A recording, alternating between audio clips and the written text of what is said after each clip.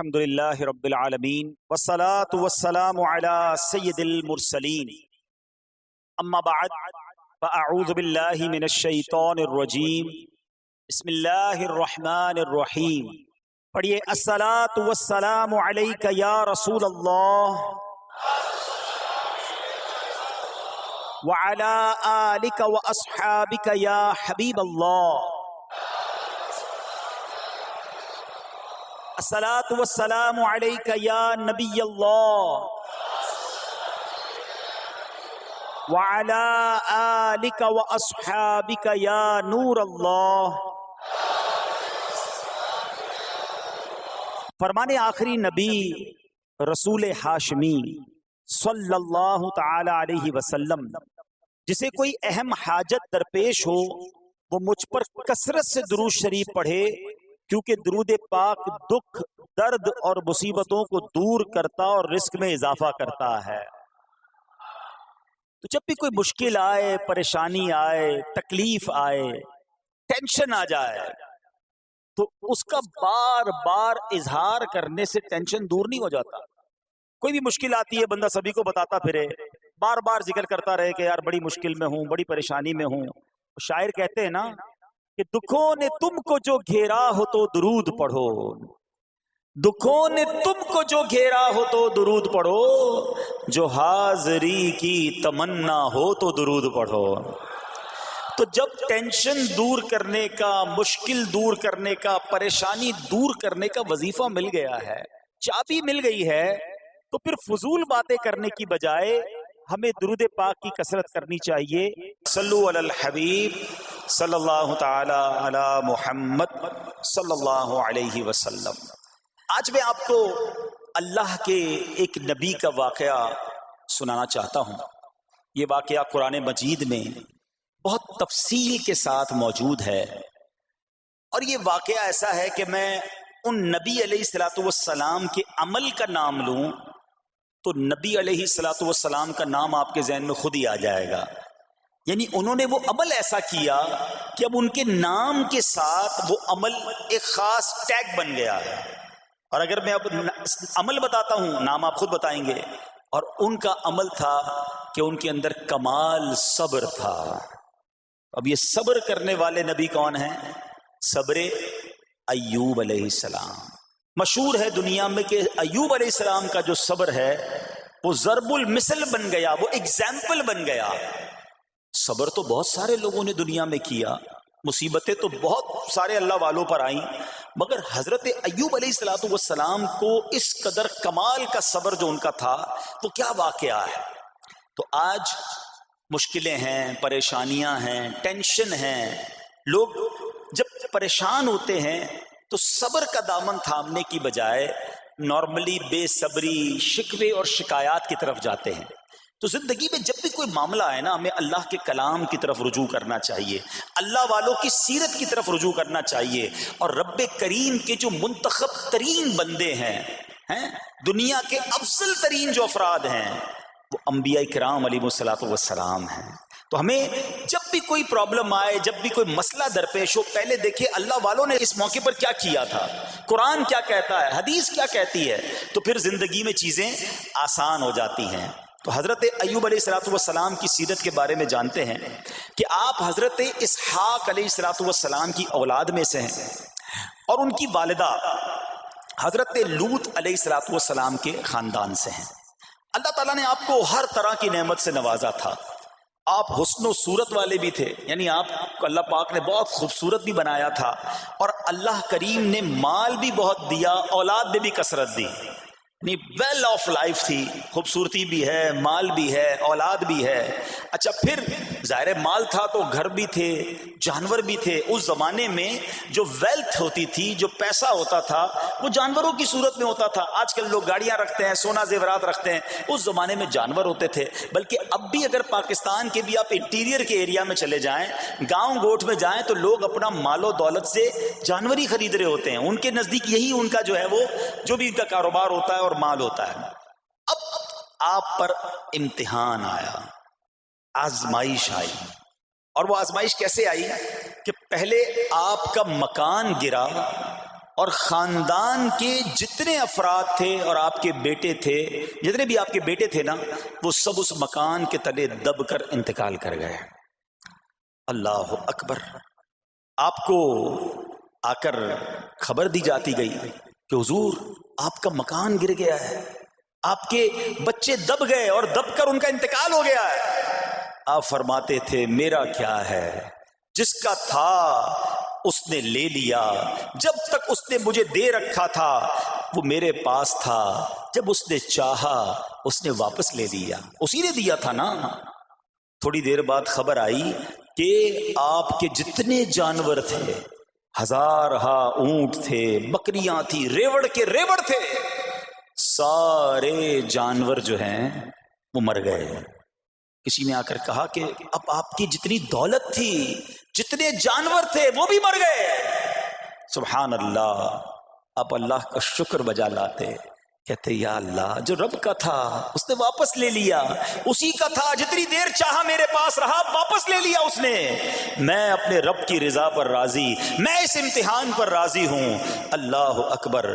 اب کیا ہوا کہ آپ کی تمام کھیتیاں اور جو باغات تھے، بہت بڑی زمینیں تھیں، بڑے بڑے کھیت تھے، وہ بھی سارے کے سارے برباد ہو گئے۔ کسی نے آ کر بتایا کہ حضور اب تو کھیت بھی گئے، اب باغات بھی گئے۔ آپ نے فرمایا کہ جس کا تھا اس نے لے لیا، میں اس کی رضا پر راضی ہوں، جب تک میرے پاس تھا وہ میرے پاس تھا، اب رب نے واپس لینا چاہا تو اس نے لے لیا۔ اب he was empty handed، یعنی اب کچھ بھی نہیں تھا، نہ بچے ہیں، نہ مال ہے، نہ جانور ہے، نہ مکان ہے۔ مگر حضرت ایوب علیہ السلام کی زبان پر پھر بھی شکر ہے، اب بھی شکر ہے، شکوہ نہیں ہے کہ اللہ میں تیری رضا پر راضی ہوں۔ لیکن ابھی امتحان ختم نہ ہوا تھا، اور اس امتحان کے پیچھے بعض مفسرین نے ایک اور قول بھی نقل کیا کہ شیطان نے حضرت ایوب علیہ السلام کو دیکھ کر اللہ کی بارگاہ میں کہا کہ مولا یہ تیرا بندہ اس لیے تیرا شکر گزار ہے کہ تو نے اسے بڑا نوازا ہے، بڑا مال دیا ہے، اولاد دی ہے، گھر دیا ہے۔ تو اب رب کریم نے حضرت ایوب پر امتحان بھیجا تاکہ پتہ چلے کہ میرے نیک بندے امتحان کے بعد بھی صبر کرتے ہیں۔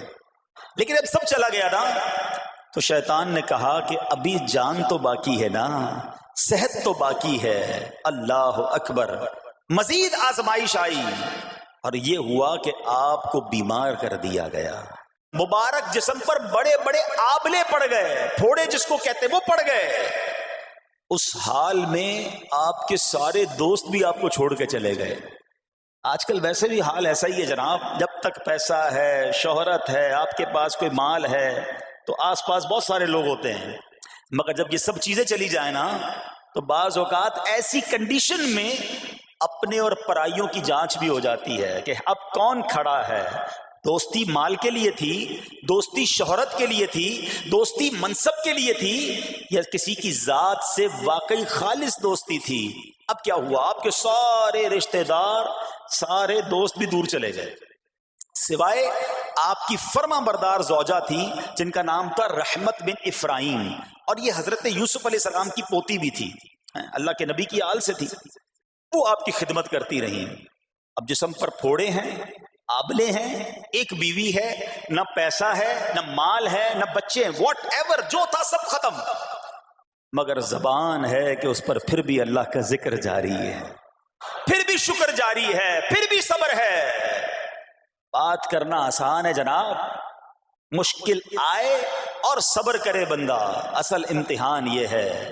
زباں پر شکوے رنجو علم لایا نہیں کرتے، زباں پر شکوے رنجو علم لایا نہیں کرتے، نبی کے نام لیوا غم سے گھبرایا نہیں کرتے۔ ہم میں سے کسی پر ایسی آزمائش نہیں آئی نا، چھوٹی موٹی آزمائشیں تو آتی رہیں گی۔ ایک بات یاد رکھنا، یہ زندگی کی جو گاڑی ہے نا، یہ مسائل کے پہیوں پر ہی چلتی ہے۔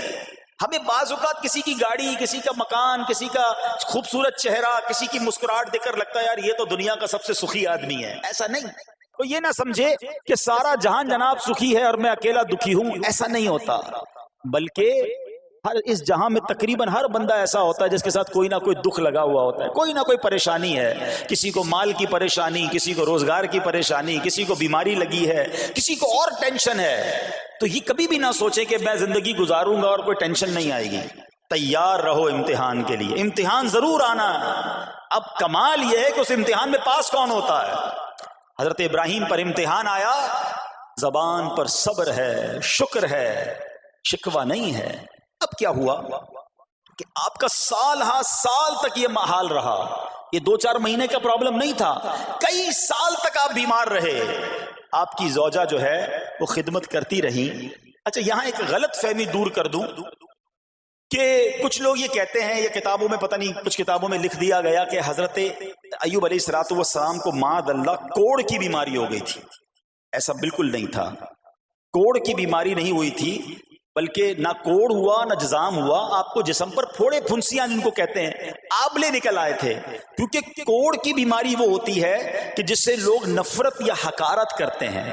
اللہ کے کسی بھی نبی کو کبھی بھی کوئی ایسی بیماری نہیں ہوئی جس کی وجہ سے لوگ اس سے حقارت یا نفرت کریں یا دور بھاگیں، کیونکہ اللہ نے ان نفوس قدسیہ کو، ان نیک بندوں کو، ان منتخب شخصیات کو لوگوں کی ہدایت کے لیے بھیجا ہے۔ ان کو کبھی کوئی ایسی چیز نہیں ہوئی کہ جس سے لوگ گھن کھا کر دور بھاگیں، تو یہ بالکل غلط ہے۔ البتہ آپ کے جسم پر آبلے تھے، پھوڑے تھی، اور اللہ اکبر آپ اس حال میں کیا رب سے عرض کرتے تھے؟ آپ عرض کرتے تھے، قرآن میں یہ الفاظ موجود ہیں، انی مسنی الضر وانت ارحم الراحمین۔ ترجمہ کیا ہے؟ مجھے تکلیف پہنچی اور تو سب مہر والوں سے بڑھ کر مہر والا ہے، رحم کرنے والوں میں سب سے بڑھ کر رحم کرنے والا ہے۔ یعنی اللہ کی بارگاہ میں یہ عرض کرتے تھے، یا اللہ تکلیف پہنچی ہے، رحم تو نے کرنا ہے، تو ارحم الراحمین ہے۔ زمانے سے نہیں کہتے تھے۔ یہاں ایک اور پرابلم ہے، میں کوئی مسئلہ ہوتا ہے، پرابلم آتی ہے، ہم ساری دنیا سے کہتے ہیں یہ مسئلہ ہو گیا، یہ پرابلم ہو گئی۔ نہیں، ساری دنیا میں سے کوئی آپ کا مسئلہ حل نہیں کر سکتا۔ اس سے بات کرو نا جو مسائل کو حل کرنے والا ہے، اس سے عرض کرو نا جو مصیبت کو دور کرنے والا ہے۔ ادھر ادھر جانے کی بجائے پرابلم یہ ہے، جب بھی مشکل آتی ہے ہم سب کے پاس جاتے ہیں، ہم رب کے پاس نہیں جاتے ہیں۔ جاؤ اس کے پاس جو حل المشکلات ہے، جو مصیبتوں کو حل کرنے والا ہے، اس کی بارگاہ میں فریاد کرو۔ وہ شاعر کتنی پیاری بات لکھتے ہیں نا، یہ بہت سارے لوگوں کے لیے درس ہے جو اپنی پرابلمز کے لیے دنیا والوں کے پاس جاتے ہیں۔ ارے اگر پکارنا ہے تو اللہ کی بارگاہ میں پکارو، التجا کرنی ہے تو اللہ کے حبیب سے عرض کرو نا۔ شاعر لکھتے ہیں، کسی کا احسان کیوں اٹھائیں، کسی کو حالات کیوں بتائیں، کسی کا احسان کیوں اٹھائیں، کسی کو حالات کیوں بتائیں، تمہیں سے مانگیں گے تم ہی دو گے، تمہارے در سے ہی لو لگی ہے۔ ہم اللہ کی بارگاہ میں عرض کریں، اللہ کے حبیب کی بارگاہ میں لو لگائیں۔ دنیا والوں کے پاس کچھ نہیں رکھا، لیکن ہم دنیا والوں کو بتا کر اپنے صبر کا ثواب بھی ضائع کر دیتے ہیں۔ دیکھو حضرت ایوب علیہ السلام کا صبر، کسی سے نہ کہا، اللہ کی بارگاہ میں عرض کرتے رہے۔ اب آپ کی آزمائش کا وقت پورا ہوتا ہے، دعا کرتے رہے، التجا کرتے رہے، صبر کرتے رہے۔ حکم ہوا کہ اپنا پاؤں زمین پر مارو۔ حضرت ایوب علیہ السلام نے پاؤں زمین پر مارا تو زمین سے ایک چشمہ پھوٹ اٹھا۔ حکم الہی سے حکم دیا گیا کہ اب اس پانی سے غسل کرو۔ آپ نے جب اس پانی سے غسل کیا تو آپ کی تمام بیماریاں دور ہو گئیں۔ پھر آپ 40 قدم چلے، دوبارہ زمین پر قدم مارنے کا حکم دیا۔ قدم مارتے ہی ایک اور خوبصورت لذیذ ٹھنڈے پانی کا چشمہ نمودار ہوا۔ پانی ٹھنڈا، میٹھا اور لذیذ تھا۔ اب آپ نے وہ پانی پیا تو آپ کے باطن میں نور ہی نور پیدا ہو گیا، اور آپ کو اعلیٰ درجے کی صحت و نورانیت حاصل ہو گئی۔ اور سنو، میرا رب تو قادر ہے نا، اللہ تعالیٰ نے آپ کی وہ ساری اولاد جو دب کر کئی سال پہلے مر گئی تھی، انتقال فرما گئے تھے، اللہ نے ان تمام اولاد کو پھر زندہ فرما دیا، اور آپ کی بیوی کو دوبارہ جوانی بخشی، اور اب اس کے بعد بھی آپ کی کثیر اولاد ہوئی۔ سنو سنو، جو جانور چلے گئے تھے نا، اللہ نے مویشی، اسباب و خزانہ اس سے زیادہ آپ کو پھر سے عطا فرما دیا۔ صبر کیا تھا نا۔ ان اللہ مع الصابرین۔ اچھا، یاد سب کو ہے یہ آیت، بچپن سے یاد ہے، اللہ صابروں کے ساتھ ہے، صبر کرنے والوں کے ساتھ ہے، مگر صبر کرنا نہیں ہے، امتحان آنا ہے تو صبر کرنا نہیں ہے، آیت سب کو پتا ہے۔ اچھا جس کے ساتھ پرابلم ہو جائے نا اس کو بھی بندہ درس دینے جا رہا ہوتا ہے، بھائی صبر کرنا، اللہ آپ کو صبر دے، لیکن جب اس پر امتحان آتا تو یہ صبر کرتا نہیں ہے۔ دوسروں کو درس دے رہا تھا، آج تیری باری آئی ہے نا، تو صبر کا دامن نہ چھوڑیں۔ میں آپ کو ایک بات سوال پوچھنا چاہتا ہوں، آج کل ہم بڑے لوگوں سے تعلقات کیوں بنانے کی کوشش کرتے ہیں؟ یار جب کوئی مشکل ٹائم آئے گا نا تو یہ بندہ کام آئے گا، یہ پیسے والا دوست ہے، یہ اس کے تعلقات بہت ہیں، اس کی گورنمنٹ میں بات ہے، اس کی وکیلوں میں بات ہے، 4-5 ایسے دوست ہونے چاہیے۔ یہ ڈاکٹروں کے اندر بڑی اچھی اس کی دوستی ہے، کوئی ڈاکٹر کا بھی کام آئے گا تو یہ بندہ کام آ جائے گا۔ ہم دنیا والوں سے تعلقات اس لیے بناتے ہیں تاکہ یار مصیبت آئے تو یہ بندہ کام آئے، اور نارملی اکثر ایسا ہوتا ہے کہ جس سے امید رکھی ہوتی ہے مصیبت کے وقت غائب ہو جاتا ہے۔ لیکن رب خود قرآن میں فرما رہا ہے ان اللہ مع الصابرین، صبر کر لو اللہ کی رحمت تمہارے ساتھ ہو جائے گی۔ اب میں آپ سے سوال کرتا ہوں، دنیا کے تعلقات ہوں یہ ضروری ہے یا یہ فائدے مند ہے، یا بندہ صبر کر لے تو اللہ کی رحمت ساتھ ہو جائے، سارے غم ویسے ہی دور ہو جائیں گے؟ صبر اس کو نہیں چھوڑنا ہے۔ تو حضرت ایوب علیہ السلام کی زندگی میں ایک اور واقعہ یہ ہوا کہ جب آپ بیمار تھے، آپ کو پتہ ہے جب بندہ بیمار ہوتا ہے تو بعض اوقات اس کی طبیعت میں کیفیات بھی ہوتی ہیں، تو آپ نے اپنی زوجہ کو پکارا، تو آپ کی زوجہ کچھ دیر میں حاضر ہوئی، تو آپ نے جلال میں آ کر اس کو 100 درے، اپنی زوجہ کو 100 کوڑے مارنے کی قسم کھا لی۔ اب جب صحت آ گئی تو قسم تو آپ نے کھائی ہوئی تھی، تو اب کیا کرتے؟ اس بیوی نے تو خدمت بھی بہت کی تھی، اب اسے کوئی خاص کیفیت تھی، آپ نے قسم اٹھا لی تھی۔ سبحان اللہ، ایوب علیہ السلام کو اللہ کریم نے قرآن میں کیا حکم دیا کہ اے ایوب آپ ایک یعنی 100 جس کو کہتے ہیں تنکے، 100 تنکوں والی جھاڑو لیں اور اس جھاڑو کو ایک مرتبہ اپنی بیوی کو مار دیجئے تو آپ کی قسم جو ہے وہ پوری ہو جائے گی، یعنی قسم کا کفارہ نہیں دینا ہوگا۔ اللہ اکبر، اللہ نے اس نبی علیہ السلام کی فرما بردار بیوی کی جو سزا تھی یا جو معاملہ تھا اس کو کتنا آسان فرما دیا۔ تو رب کریم نے قرآن مجید فرقان حمید میں اس کو کس طرح بیان فرمایا، وَخُذْ بِيَدِكَ ضِغْثًا فَاضْرِب بِهِ وَلَا تَحْنَثْ، فرمایا کہ اپنے ہاتھ میں ایک جھاڑو لے کر اسے مار دے اور قسم نہ توڑ۔ اِنَّا وَجَدْنَاهُ صَابِرًا، فرمایا ہم نے اسے صابر پایا۔ نعم العبد، کیا اچھا بندہ، اِنَّهُ اواب، بے شک وہ بہت رجوع لانے والا ہے۔ ارے آج دنیا کسی کو کہے یہ صبر والا ہے، حضرت ایوب کی شان دیکھو کہ رب فرما رہا ہے قرآن میں اِنَّا وَجَدْنَاهُ صَابِرًا، اور ہم نے ایوب کو صبر کرنے والا پایا، صابر پایا۔ اللہ حضرت ایوب کے صبر کے صدقے ہمیں بھی صابرین میں شامل فرما لے۔ اللہ اکبر، سبحان اللہ۔ اور رب کریم نے جو اواب فرمایا، علماء کہتے ہیں کہ یہ اواب کے لاجواب خطاب کو جو آپ کے سر مبارک پر ایک تاج کی طرح رکھ دیا گیا، کیونکہ اواب کے معنی کیا ہے؟ انہو اواب، بے شک وہ بہت رجوع لانے والا ہے۔ اللہ اکبر، صبر کیا تو رب نے کیسے کیسے القاب جو ہیں وہ قرآن میں عطا فرمائے۔ یہاں ایک اور بات بھی سیکھنے والی ہے کہ حضرت ایوب علیہ السلام کے صبر کا کمال یہ ہے کہ قرآن میں ذکر آ گیا، اب صبح قیامت تک حافظ تلاوت کریں گے، تراویح میں قرآن پڑھا جائے گا، جب بھی قرآن کی تلاوت دنیا کے کونے کونے میں کی جائے گی، قیامت تک حضرت ایوب کے صبر کا ذکر ہوتا رہے گا۔ جب آپ صبر کرتے ہیں اللہ رسول کو راضی کر لیتے ہیں، اللہ ان ناموں کو بلند فرما دیتا ہے۔ بہرحال میرے پیارے اسلامی بھائیوں، اب یہاں تھوڑا سا ایک شرعی مسئلہ بھی سمجھ لیں۔ بعض اوقات کہ آپ لفظ سنتے ہیلا، اچھا کچھ لوگ جب یہ لفظ ہیلا سنتے ہیں تو کنفیوز ہو جاتے ہیں، یار یہ کیا، ایک کام کرنا تھا اس کو ایک اور طریقے سے کر دیا، ہمیں سمجھ نہیں آ رہا، عجیب عجیب سی لوگ باتیں کرتے ہیں۔ سبحان اللہ، علماء فرماتے ہیں پہلے ہیلے کا مسئلہ سمجھ لیں۔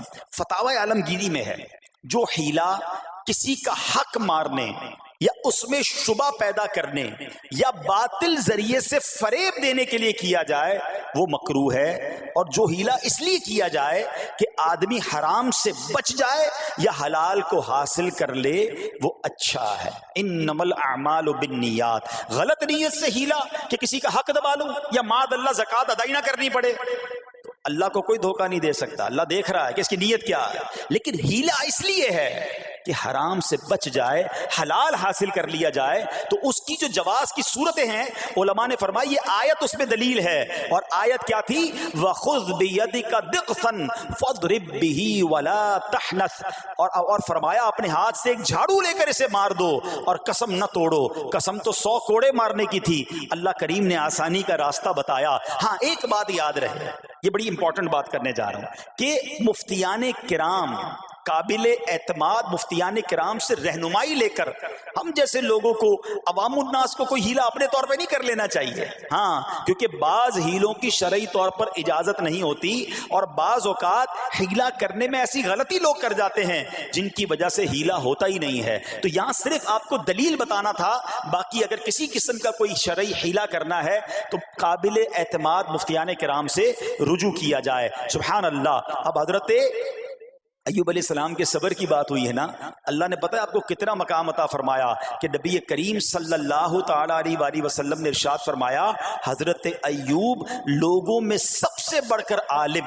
صابر اور غصہ پینے والے تھے.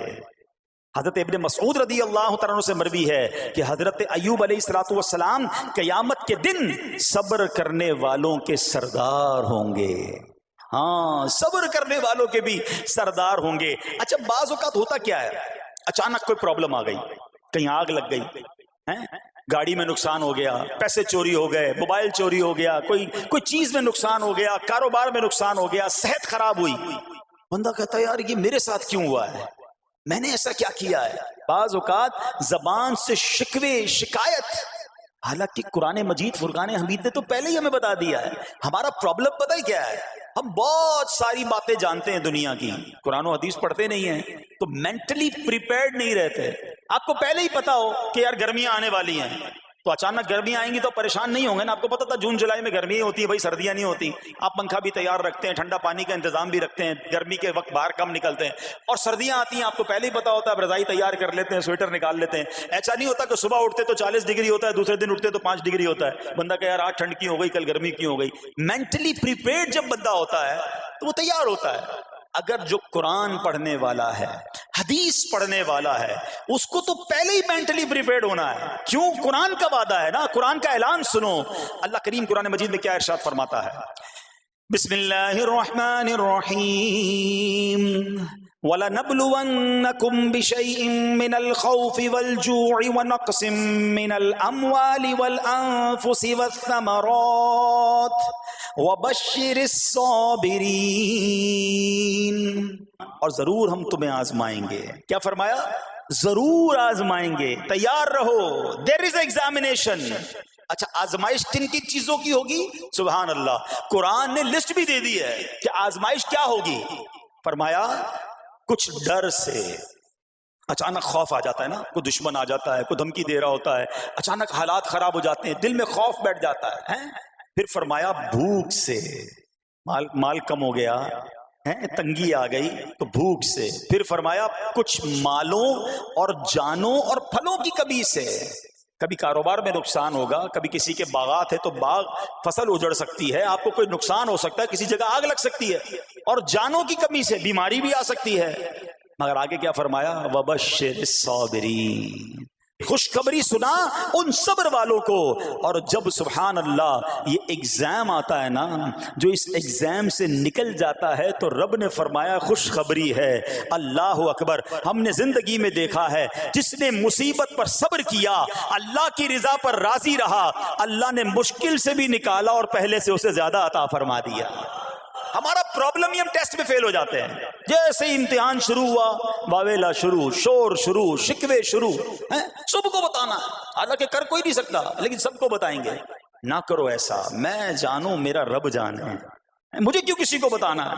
ہاں وہ کریم ہے، وہ دیکھ رہا ہے کہ میرا بندہ صبر کر رہا ہے. سبحان اللہ. حضرت سیدنا امام ابو جعفر محمد بن جریر تبری تفسیر تبری میں اس آیت مبارک کے تحت فرماتے ہیں، یعنی ہم تمہیں دشمن کے خوف، قحط سالی، شدید بھوک و فقر و فاقہ، فصلوں کی کمی، مقاصد کے حصول میں مشکلات، کفار سے جنگ کے دوران افرادی قوت میں کمی اور اہل و عیال کی موت وغیرہ کے ذریعے آزمائیں گے. اور یہ سب چیزیں بطور امتحان ہوں گی تاکہ تمہارے سچے جھوٹوں سے اور اہل بصیرت منافقوں سے سے جدا ہو جائیں. یعنی اس ٹیسٹ میں پتہ چل جائے گا کون اللہ والا ہے, کون صبر والا ہے, کون اللہ کی رضا پر راضی رہنے والا ہے. سنو سنو, جب یہ تکلیف آتی ہے نا تو اس کا پھر اجر کتنا ملتا ہے. شہنشاہ نبوت مخزن جود و سخاوت صلی اللہ تعالی علیہ وسلم نے ارشاد فرمایا, جو دنیا میں ہی اپنی ہر خواہش کی تکمیل کر لے تو یہ چیز آخرت میں اس کے اور اس کی خواہش کے درمیان آڑ اور پردہ بن جائے گی. اور جو مالداروں کی زینت کی طرف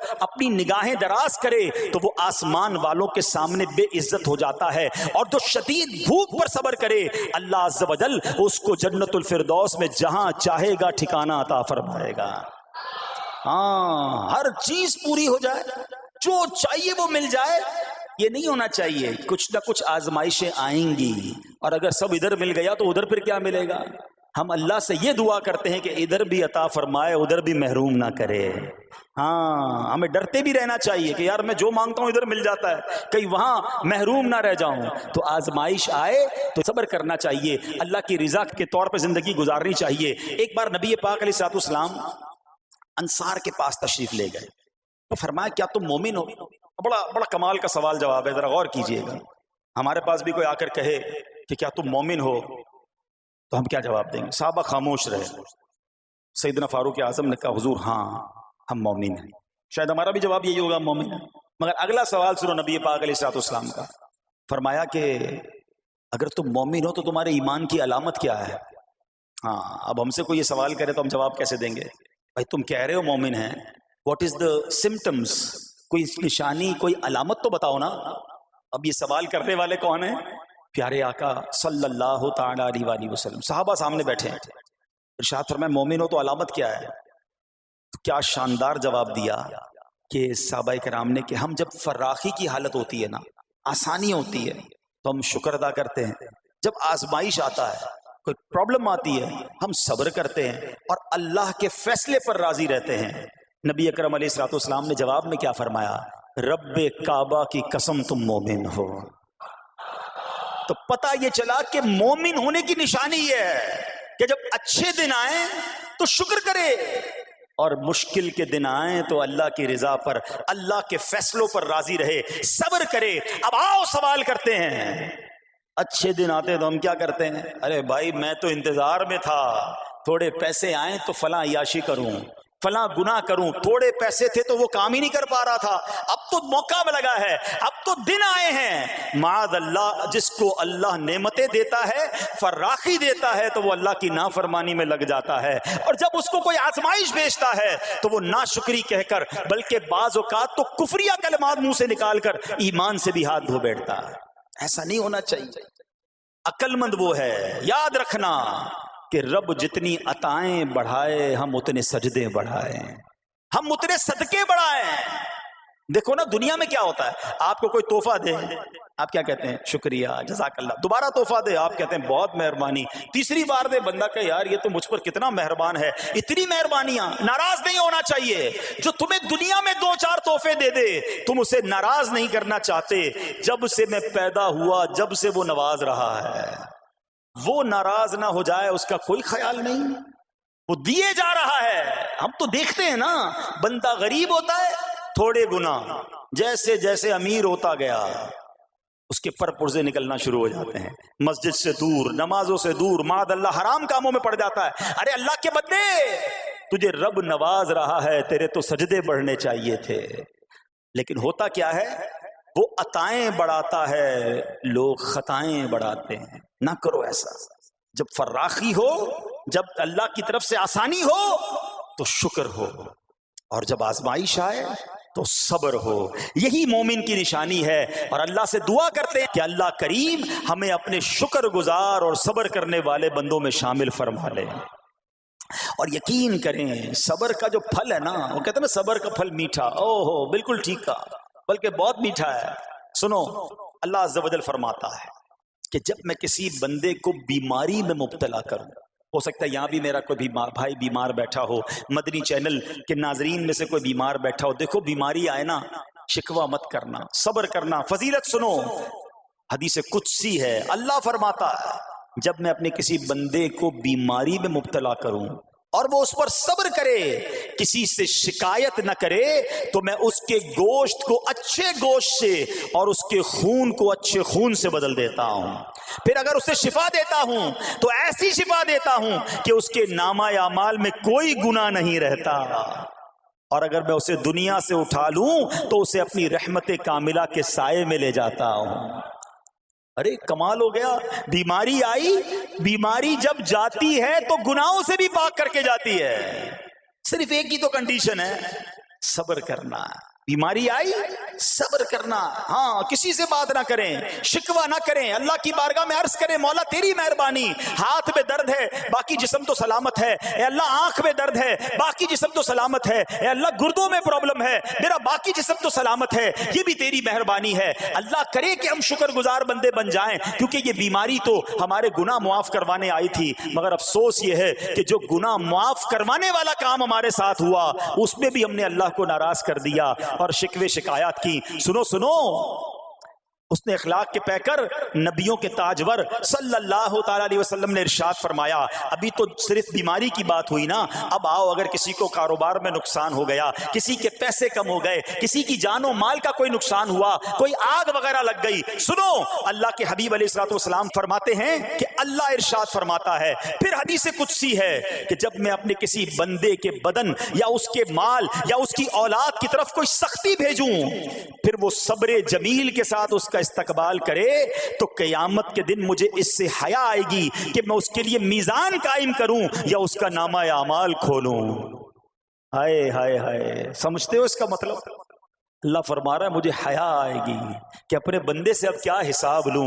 جب آزمائش بھیجی تھی تو اس نے صبر کیا تھا، اس نے شکوہ نہیں کیا تھا۔ خدا کی قسم میں آپ سے پوچھتا ہوں، میرا کوئی نقصان ہو جائے اور قیامت کے دن میرا نامہ اعمال نہ کھولا جائے، مجھے اللہ کی بارگاہ میں حساب نہ دینا پڑے، مجھے بتاؤ یہ دنیا کے حساب نقصان کی کیا حیثیت ہے اگر ادھر بخشا جائے؟ سنو تو صحیح، رب فرما رہا ہے کہ مجھے حیا آتی ہے کہ اس کے لیے میزان قائم کروں یا اس کا نامہ اعمال کھولوں۔ ارے یہ ساری دنیا کی دولت، یہ ساری دنیا کی آسائشیں ایک طرف، اگر قیامت کے دن حساب کتاب میں آسانی مل جائے، اللہ بلا حساب جنت میں داخل کر دے، اس سے بڑھ کر کوئی نعمت نہیں۔ مگر آج افسوس یہ ہوتا ہے کہ اگر کسی پر امتحان آتا ہے، وہ اس امتحان میں فیل ہو جاتا ہے۔ اس حدیث میں ایک لفظ استعمال ہوا صبر جمیل کے ساتھ۔ اب یہ بھی بڑا مسئلہ ہے کہ لوگوں کو یہی نہیں پتا کہ صبر جمیل ہے کیا۔ لوگ کہتے تو بہت ہیں، اللہ پاک آپ کو صبر جمیل عطا فرمائے، اب اس سے پوچھو بھائی صبر جمیل کی تعریف کیا ہے، تو پھر تعریف نہیں پتا ہوتی۔ یہ کسی جمیل بھائی کا صبر نہیں ہے کہ جس کو صبر جمیل کہا جاتا ہے۔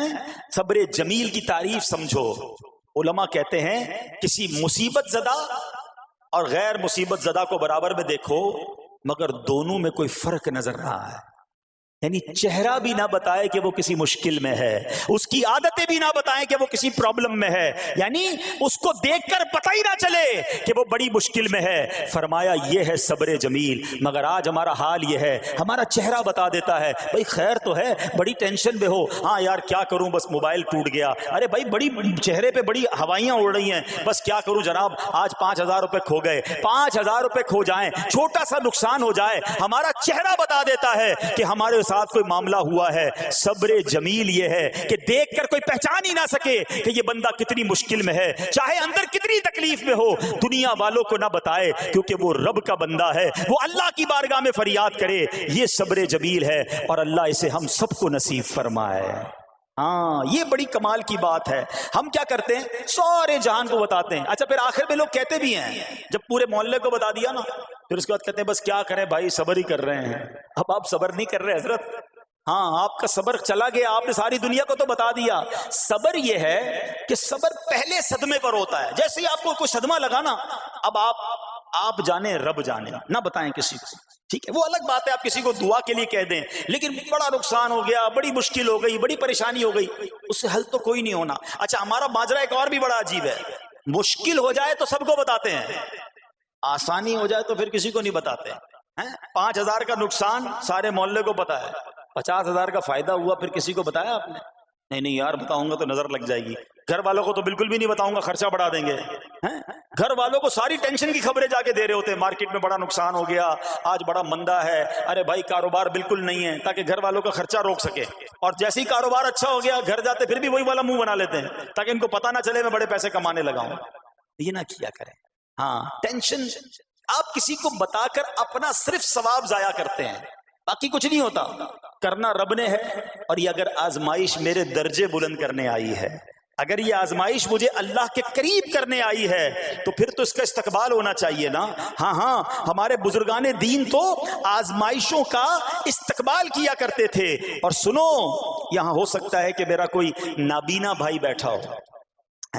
بعض اوقات ایسا بھی ہوتا ہے کہ اچانک کسی کی بینائی چلی جاتی ہے، آنکھیں ٹھیک ہوتی ہیں اور اچانک ایکسیڈنٹ ہوا یا کوئی واقعہ ہوا ہے. بہت بڑی آزمائش. اللہ اس آزمائش سے ہمیں محفوظ رکھے.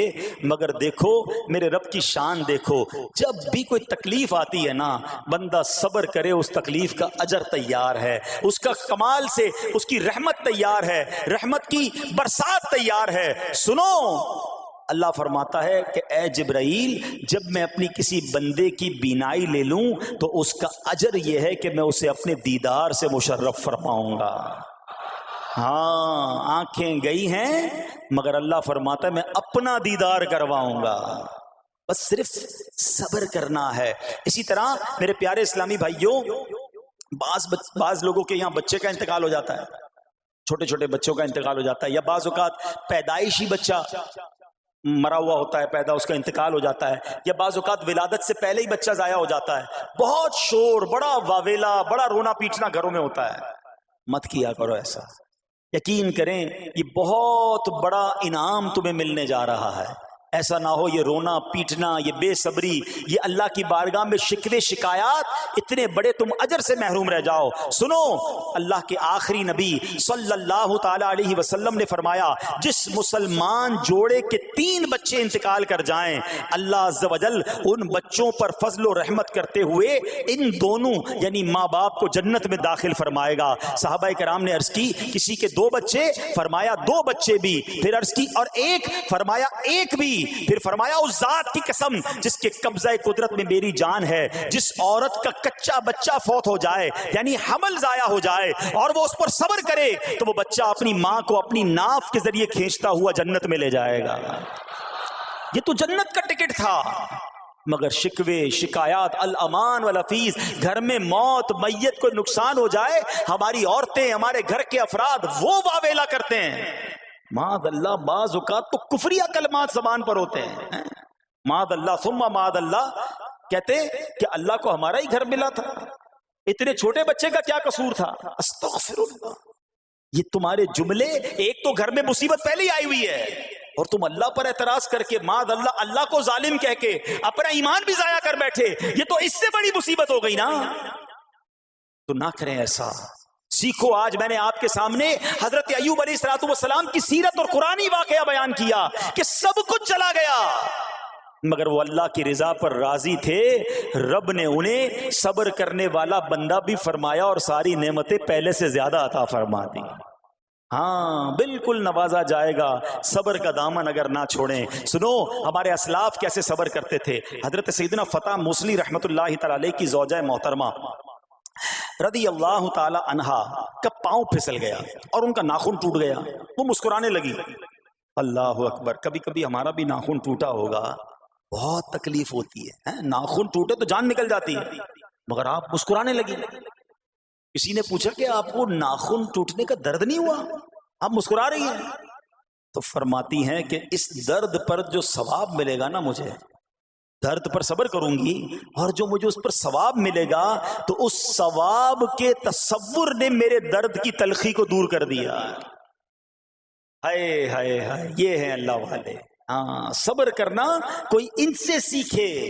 میرے پیارے اسلامی بھائیوں، احادیث میں، روایتوں میں یہ مضمون ملتا ہے کہ اللہ کریم کی بارگاہ میں بندے کا کوئی درجہ رکھا ہوتا ہے. یعنی اللہ کی رضا یہ کہ بندہ اس سٹیج تک پہنچ جائے، اس درجے تک پہنچے، مگر وہ نماز کے ذریعے، روزوں کے ذریعے، عبادتوں کے ذریعے اس درجے تک نہیں پہنچتا. پھر اللہ اس پر آزمائش بھیجتا ہے کہ میرا بندہ صبر کر لے تاکہ صبر کر کے اس درجے کو حاصل کر لے. ہائے ہائے، یعنی مجھ پر کوئی آزمائش آئی تھی میرے درجے بڑھانے، مگر ہائے میری بے صبری کہ میں نے وہ درجہ پانے کا موقع ضائع کر دیا، میں نے وہ ثواب پانے کا موقع ضائع کر دیا۔ خدا را یاد رکھنا، اگر کسی آزمائش سے گزر رہے ہو تب بھی، اور اگر آئندہ کوئی آزمائش آئے، صبر کا دامن نہ چھوڑنا، یہ تصور کر لینا کہ یہ میرے گناہ معاف کرنے کا ذریعہ بن رہا ہے، یہ میرے درجے بڑھانے کا ذریعہ بن رہا ہے۔ اور سنو، جب مصیبت آئے تو پڑھنا کیا ہے؟ رسول اللہ صلی اللہ تعالی علیہ وآلہ وسلم نے فرمایا، جو مصیبت کے وقت انا للہ و انا الیہ راجعون کہتا ہے تو اللہ عز و جل اس کی پریشانی دور فرما دیتا ہے اور اس کے کام کا انجام اچھا فرماتا ہے، اور اسے ایسا بدل عطا فرماتا ہے جس پر وہ راضی ہو جاتا ہے۔ تو یہ پڑھ لیں، لیکن شکوہ نہ کریں، دنیا والوں کو بتانے کی حاجت نہیں۔ اچھا، وہ جو میں بات کر رہا تھا کہ تکلیف سب کو بتانی ہے اور راحت کے بارے میں کسی کو کوئی شکر کرتا ہوا نظر نہیں آتا۔ ایک بار ایک شخص کے سر پر جو ہے نا وہ تکلیف ہوئی نا، سر میں درد ہو گیا، اس نے پٹی باندھی اور گھومنے لگا۔ اس زمانے میں حضرت رابعہ بصریہ رضی اللہ رحمت اللہ تعالی علیہ، اللہ کی بہت بڑی ولیاں ہیں، آپ نے اس کو دیکھا کہ کیوں پٹی باندھی ہے؟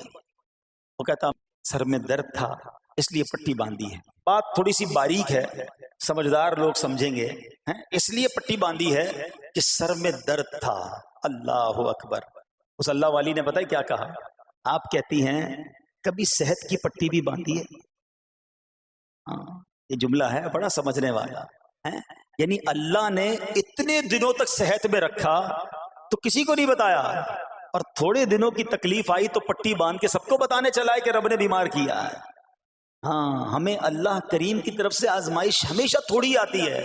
اگر اپنی زندگی کا ہم پورا عرصہ کیلکولیٹ کریں نا کہ بھئی 40 سال کا کوئی بندہ ہو گیا ہے تو کتنے دن ہوئے 40 سال میں؟ ٹھیک ہے، ایک بار کبھی بیٹھ کے اکیلے میں حساب کرنا، اتنے ہزار دن میں نے دنیا میں گزارے، کتنے دن بیمار رہا؟ تو شاید چند دن، 100 دن، 50 دن، 200 دن بنیں گے۔ کئی ہزار دنوں میں سے اگر چند دن اللہ نے مجھ پر آزمائش ڈالی تو ہزاروں دن راحت بھی تو ڈالی نا، صحت بھی تو عطا فرمایا۔ اتنے دن جس رب نے چھاؤں میں کھڑا کیا، اگر تھوڑی دیر کے لیے دھوپ آئی ہے تو مجھے شکوہ نہیں کرنے چاہیے۔ یاد رکھنا، ہر رات کے بعد صبح ہے، ہر دھوپ کے بعد چھاؤں ہے۔ اگر تم انتظار کرو گے تو رب ایسی رحمت تم پر نازل کرے گا، اپنے غیب کے خزانوں سے عطا فرمائے گا۔ قرآن میں رب نے وعدہ کیا ہے، وَمَن يَتَوَکَّلْ عَلَى اللَّهِ فَهُوَ حَسْبُهُ، جو اللہ پر بھروسہ کرے اللہ اس کے لیے کافی ہے۔ مگر ہمارا پرابلم یہ ہے کہ جب مشکل آتی ہے ہم یہ ساری باتیں بھول کر بس شکوہ، شکایات اور پریشانی میں چلے جاتے ہیں۔ ارے آپ اس مصیبت کو اللہ کی طرف سے نعمت سمجھ لو، اللہ کی طرف سے یہ سمجھ لو کہ میرے گناہ معاف کروانے، میرے درجات بلند کرنے کے لیے آیا ہے۔ اچھا، اب ایک اور بات، بعض اوقات شیطان ہے نا، وہ کسی کے دماغ میں وسوسہ ڈالتا ہے کہ یار جب میں نمازیں نہیں پڑھتا تھا نا تب تو اتنا پریشان نہیں رہتا تھا، جب سے نمازیں شروع کی، دعوت اسلامی کے اجتماع میں آنے لگا، مدنی قافلوں میں سفر شروع کر دیا، اب تو میں نے کچھ ذمہ داری بھی لینا شروع کر دی ہے۔ ارے میں نے جب سے امامہ پہنا ہے، یہ داڑھی رکھ لی ہے، میری کوئی اسلامی بہن سن رہی ہے کہ بے پردہ گھومتی تھی تو کوئی اتنا ٹینشن نہیں تھا، اب میں نے جناب پردہ کرنا شروع کیا ہے، قرآن پڑھنا شروع کیا ہے تو ٹینشنیں شروع ہو گئی ہیں۔ اب شیطان بعض لوگوں کے ذہنوں میں یہ وسوسہ ڈالتا ہے کہ میں تو دین کے قریب ہو رہا ہوں، اللہ کے قریب ہو رہا ہوں، اور مجھ پر آزمائشیں کیوں آ رہی ہیں؟ سنو سبحان اللہ، اللہ کے حبیب علیہ الصلوۃ والسلام کی کیا شان ہے۔ اعلیٰ حضرت ایسے ہی نہیں کہتے کہ میں نثار تیرے کلام پر ملی یوں تو کس کو زبان نہیں، وہ سخن ہے جس میں سخن نہ ہو، وہ بیان ہے جس کا بیان نہیں۔ میرے آقا نے کم و بیش 1450 سال پہلے یہ مسئلہ سالو کر دیا۔ حضرت سیدنا سعد بن ابو وقاص رضی اللہ تعالیٰ عنہ فرماتے ہیں کہ میں نے عرض کی یا رسول اللہ صلی اللہ تعالیٰ علیہ وسلم، سب سے زیادہ مصیبتیں کن لوگوں پر ہوئی؟ گلی مکاتی نا، پنجابی میں کہتے ہیں نا، گالی بات ہی ختم کر دی۔ حضور یہ بتائیں سب سے زیادہ مصیبتیں کن لوگوں پر آئیں؟ پیارے آقا نے فرمایا انبیاء پر۔ اللہ اکبر، اللہ کے سب سے قریب تو انبیاء ہیں نا، انبیاء پر۔ پھر ان لوگوں کے بعد جو لوگ بہتر ہیں، پھر ان کے بعد جو بہتر ہیں۔ سنو اب اگلا جملہ، بندے کو اپنی دینداری کے اعتبار سے مصیبت میں مبتلا کیا جاتا ہے۔ اگر وہ دین میں سخت ہوتا ہے اس کی آزمائش بھی سخت ہوتی ہے، اگر وہ دین میں کمزور ہوتا ہے تو اللہ عز و جل اس کی دینداری کے مطابق اسے آزماتا ہے۔ بندہ مصیبت میں مبتلا ہوتا رہتا ہے یہاں تک کہ اس کے دنیا میں ہی اس کے سارے گناہ بخش دیے جاتے ہیں۔ گویا اللہ کی یہ رحمت ہے کہ بندہ بڑا نیک ہو رہا ہے، رب چاہتا ہے کہ اس بندے پر آزمائش بھیجوں، میرا نیک بندہ صبر کرے، اس کے گناہ معاف ہو جائیں اور میرے پاس آئے تو اس کو جنت میں داخل کر دوں۔ اللہ اکبر۔ اے پیارے اسلامی بھائیو، یاد رکھنا، اب جو میں نے ایک سوال قائم کیا تھا نا کہ یار میں تو دین کے قریب، میں تو اللہ کے قریب ہونے کی کوشش کر رہا ہوں اور ایک کے بعد ایک آزمائش آ رہی ہے، یہ کیا ہے؟ اب ایک اور حدیث سن لو، سبحان اللہ۔ حضرت سیدنا انس رضی اللہ تعالیٰ عنہ سے روایت ہے، سرکار والا تبار، ہم بے قصوں کے مددگار، شفیع روز شمار، دو عالم کے مالک و مختار صلی اللہ تعالی علیہ وآلہ وسلم نے فرمایا، جب اللہ عز و جل کسی بندے سے محبت فرماتا ہے، سننا ذرا غور سے، اللہ عز و جل جب اپنے کسی بندے سے محبت فرماتا ہے یا اسے اپنا دوست بنانے کا ارادہ فرماتا ہے تو اس پر آزمائشوں کی بارش فرما دیتا ہے۔ اب سوال ہے نا کہ میں اللہ دوست بھی بنا رہا ہے، اللہ کریم اس پر محبت بھی فرما رہا ہے اور آزمائشیں بھی بھیج رہا ہے۔ دوست پر آزمائشیں کون بھیجتا ہے؟ دوست کو تو راحتیں ڈالی جاتی ہیں۔ ہائے ہائے، اب یہی تو امتحان ہے، یہی تو چیک ہے۔ سنو، نبی پاک فرماتے ہیں جب اللہ اس پر آزمائش بھیجتا ہے نا، وہ بندہ اپنے رب کو پکارتا ہے، اے میرے رب عز و جل، تو اللہ فرماتا ہے میرے بندے تو جو کچھ مجھ سے مانگے گا میں تجھے عطا فرماؤں گا، تو جلد ہی تجھے دے دوں گا اور اسے تیری آخرت کے لیے ذخیرہ کر دوں گا۔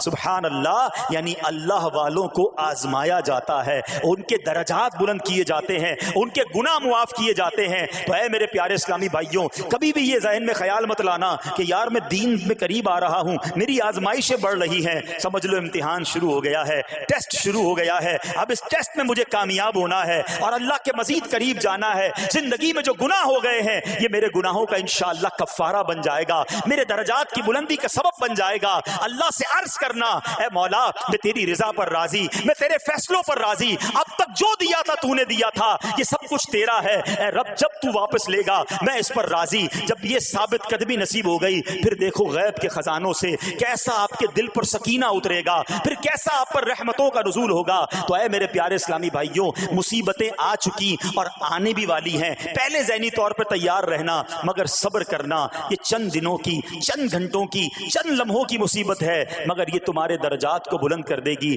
رب کریم صبر کرنے والوں کو پسند فرماتا ہے۔ اور جو میں نے بات کہی تھی کہ صبر بھی کریں اور جب اللہ کریم کی طرف سے راحتیں آ جائیں تو شکر بھی کریں۔ کیا شاندار رب کا قرآن میں فرمان ہے، اللہ فرماتا ہے وَإِذْ تَأَذَّنَ رَبُّكُمْ لَئِن شَكَرْتُمْ لَأَزِيدَنَّكُمْ وَلَئِن كَفَرْتُمْ إِنَّ عَذَابِي لَشَدِيدٌ۔ اللہ قرآن میں فرماتا ہے اور یاد کرو جب تمہارے رب نے اعلان فرما دیا کہ اگر تم میرا شکر ادا کرو گے میں تمہیں اور زیادہ عطا کروں گا۔ ہاں شکر کرو رب اور دے گا، مگر اگلا حصہ سمجھنے والا ہے، اور اگر تم ناشکری کرو گے تو میرا عذاب سخت ہے۔ اللہ نے اپنے عذاب سے بھی ڈرایا ہے اور شکر کرنے کا درس بھی دیا ہے۔ تو بہرحال میرے پیارے اسلامی بھائیوں، اللہ کریم سے میں دعا کرتا ہوں کہ اپنے نیک بندوں کے صدقے، کربلا والوں کے صبر کے صدقے، نبی پاک علیہ الصلوۃ والسلام کے طائف کے میدان میں پتھر کھا کر دعا دینے والے صبر کے صدقے، رب کریم ہمیں بھی صبر کی نعمت نصیب فرمائے، صرف زبانی نہیں قلبی طور پر ہمیں صبر کرنے والوں میں شامل فرما لے۔ اگر ہم پر کوئی آزمائش ہے تو رب کریم یہ آزمائش ہمارے گناہوں کا کفارہ بنا دے، ہمارے درجات کی بلندی کا سبب بنا دے۔ دعوت اسلامی کے مدنی ماحول سے اگر ہم وابستہ رہیں گے نا تو ہمیں انشاءاللہ صبر کرنے کا پریکٹیکل جو ہے وہ موقع بھی ملتا رہے گا، کیونکہ صبر کیسے کرنا ہے اس کی کوئی پریکٹس بھی تو ہونی چاہیے نا۔ تو مدنی قافلے جب اس میں جاتے ہیں نا تو آرام اپنے گھر جیسا نہیں ملتا، کھانا اپنے گھر جیسا نہیں ملتا، بعض اوقات سفر میں تکلیف ہوتی ہے، تو یہ پریکٹیکلی آپ کو صبر کرنے کا موقع ملتا ہے۔ تو اگر آپ واقعی صابرین میں شامل ہونا چاہتے ہیں تو مدنی قافلوں میں سفر اپنا معمول بنائیں۔ اللہ کریم ہم سب کو مدنی قافلوں میں سفر کی توفیق عطا فرمائے۔